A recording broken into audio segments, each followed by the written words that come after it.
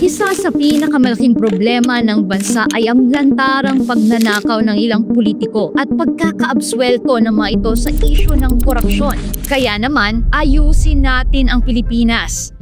Si Pastor Apollo C. Quiboloy kasama ang taong bayan ang mangunguna sa labang ito. Walang palakasan, walang padrino, lahat ng sangkot sa katiwalian pananagutin. Kung mailuluklok bilang senador, isusulong ni Pastor Apollo C. Quiboloy ang panukala na bubuo ng Truth Commission na siyang magsisiyasat ng mga kaso ng katiwalian sa loob ng mga ahensya ng pamahalaan. Pero anong kakaiba sa komisyong ito?